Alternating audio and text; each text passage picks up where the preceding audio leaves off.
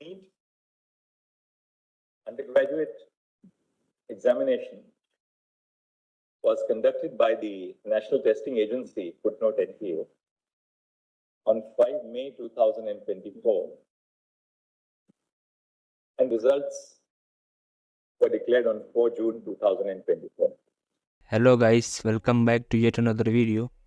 In this video, I am going to tell you that the Union government has formed the 7-member committee to review the functioning of NTA and suggest some reforms. मई 2024 में NEET का exam हुआ था, जिसमें NTA पर कई allegation लगाए गए थे कि इनके द्वारा जो पेपर का हैंडलिंग है वो सही से नहीं किया गया और इसकी इफ़िशेंसी उतनी अप टू मार्क नहीं है जितनी एक एग्ज़ाम कंडक्टिंग एजेंसी की होनी चाहिए। कई राज्यों से ये भी खबर आई थी कि पेपर लीक हो गया, जैसे पटना हो गया, राजस्थान हो गया, और कुछ क्वेश्चन ऐसे थे जिनके ऑप्शन ही गलत दिए हुए थे, जिसको लेकर नेशन वाइड एक प्रोटेस्ट चला। स्टूडेंट जो नीट के स्टूडेंट थे उन्होंने प्रोटेस्ट किया। इस परीक्षा में लगभग 24 लाख स्टूडेंट शामिल हुए थे, जिन सब ने मिलकर सुप्रीम कोर्ट में एक याचिका दायर की थी कि NTA को अबॉलिश कर दिया जाए, इसको बैन कर दिया जाए और इसकी जगह दूसरी एजेंसी बनाई जाए, ताकि एग्ज़ाम जो आने वाले फ्यूचर में एग्ज़ाम्स हैं उनको सही से कंडक्ट करवाया जा सके। इस डिमांड को तो सुप्रीम कोर्ट ने नकार दिया था, पर उसी के साथ एक 7 मेंबर की कमेटी बनाई थी, जिसमें ISRO के फॉर्मर चीफ के राधाकृष्णन जी को हेड बनाया गया था। ये 7 मेंबर कमेटी NTA की फंक्शनिंग को देखती और जो इसमें बदलाव करने चाहिए वो सजेस्ट करेगी। तो सबसे पहले आप नीट केस में जो वर्डिक्ट आया था सुप्रीम कोर्ट का, उसको देखिए, फिर हम इस पर आगे बात करते हैं। In this batch of cases, the central issue which has been urged before the court on behalf of the petitioners is that a direction for is that a direction should be issued for convening of a retest on the ground that bracket 1, there was a leakage of the question paper, semicolon, and bracket 2, there are systemic deficiencies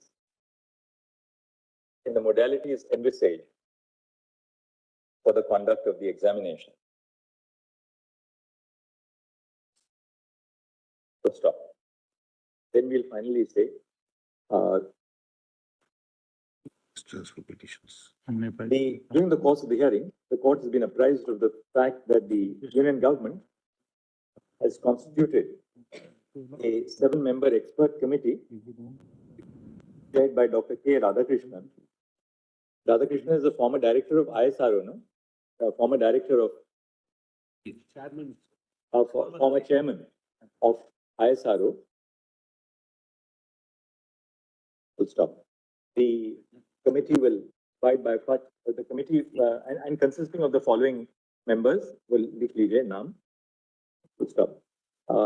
The committee will abide by such further directions as may be issued by this court in its final judgment and order in regard to the areas which should be divided into by it, so as to ensure that the process of conducting the NEET, UG, and other examinations falling within the remit of the NTA is duly strengthened, so that the instances which came to light during the course of the present year are not repeated in the future.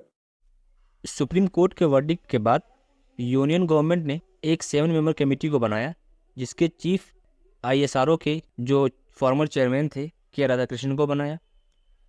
इस committee का main role ये था कि ये committee NTA की functioning और जो 2025 में आने वाला एग्ज़ाम है नीट का, उसको कैसे कंडक्ट करवाया जाएगा, इसके बारे में सुझाव देने और रिकमेंडेशन करने के लिए बनाया गया था। तो इस कमेटी की रिपोर्ट कुछ सबमिशन डेट थी वो 21 अक्टूबर रखी गई थी सुप्रीम कोर्ट के द्वारा, लेकिन इसको अभी हाल ही में 2 हफ्ते और दे दिए गए हैं। अब बोला जा रहा है कि नवंबर के फर्स्ट वीक या सेकेंड वीक में इस रिपोर्ट की, जो इस कमेटी की रिपोर्ट है, वो पब्लिश की जाएगी। सबसे पहला और सबसे बड़ा बदलाव तो ये किया जा रहा है, जो नीट की परीक्षा है जो एनटीए द्वारा करवाई जाती है, उसमें पहले जो क्वेश्चंस थे उसमें 200 क्वेश्चन आते थे करंट टाइम पे, लेकिन जो अब 2025 में होगा तो उसमें क्वेश्चंस का पैटर्न चेंज कर दिया जाएगा। अब 200 की जगह 180 क्वेश्चंस होंगे और सभी के सभी कंपलसरी होंगे। 180 के 180 अटेंड करने होंगे। सबसे बड़ा बदलाव तो ये किया जाएगा। और दूसरा इसका ये बदलाव है कि इस कमेटी ने जो नीट का एग्ज़ाम है आने वाले समय में या फ्यूचर में जो एग्ज़ाम होगा उसको ऑनलाइन या हाइब्रिड करने को कहा है।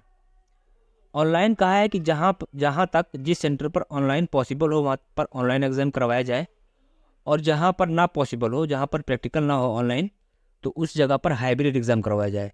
इसका मतलब ये होगा कि जो सेंटर पर पेपर भेजा जाएगा वो ऑनलाइन भेजा जाएगा, लेकिन जो स्टूडेंट होंगे वो पेपर पर जैसे पहले देते थे एग्ज़ाम वैसे ही करेंगे, लेकिन केवल पेपर ऑनलाइन आएगा परीक्षा से 10-15 मिनट या 30 मिनट पहले। और तीसरा बदलाव इसमें ये बोला गया है कि जो नीट का एग्ज़ाम है वो जेई के पैटर्न पे करवाया जाए, मतलब मल्टी स्टेज। जैसे जेई में 2 स्टेज पे पेपर होता है, टीयर 1 टीयर 2, वैसे ही नीट का एग्ज़ाम भी अब टीयर 1 टीयर 2 में करवाया जाना चाहिए, ऐसा कमेटी ने रिकमेंड किया है। इसी के साथ अगर चौथे रिफॉर्म की बात करें जो कि लास्ट भी है, तो इसमें बोला गया है कि जो एज लिमिट है और अटेम्प्ट की संख्या है उसको लिमिट किया जाए। करंट सिचुएशन में जो एग्ज़ाम होते हैं, अभी तक जो होते हुए एग्ज़ाम आए हैं नीट के, उसमें जो पार्टिसिपेंट्स होते हैं, एग्ज़ाम देने वाले होते हैं, ना तो एज लिमिटेड है और ना ही अटेम्प्ट्स लिमिटेड है। तो इस कमेटी ने यह भी सुझाव दिया है कि जो आने वाले समय में एग्ज़ाम्स होंगे नीट के, उसमें अभ्यर्थियों की एज लिमिट और जो अटेम्प्ट्स है उनको लिमिट किया जाए। एज लिमिट का अनुमान लगाया जा रहा है कि एज लिमिट 32 ईयर्स तक और अटेम्प्ट की संख्या 5 से 6 तक रहेगी, जो कि हर कैटेगरी वाइज डिवाइड रहेगी। और बाकी जो रिजर्वेशन है सीटों का और SC ST के लिए तो अलग से प्रावधान तो है ही, उस पर तो हम बात अभी नहीं करने जा रहे, पर ऐसा होने की संभावना है। ये सभी जो चेंजेस किए जा रहे हैं, इसमें इस चीज़ को ध्यान रखा जा रहा है कि जो फ्यूचर में परीक्षाएं हों या कोई भी एग्ज़ाम हो एनटीए के द्वारा, तो उसमें पेपर लीक जैसी समस्या ना हो। मल्टी स्टेज एग्जामिनेशन कंडक्ट करवाने के लिए इसलिए बोला जा रहा है कि जो स्टूडेंट की संख्या होती है वो बहुत ज़्यादा होती है। इसमें लगभग 24 लाख 25 लाख एक साथ बच्चे एग्ज़ाम देते हैं, तो उनको हैंडल करना भी एक समय पर कठिन हो जाता है।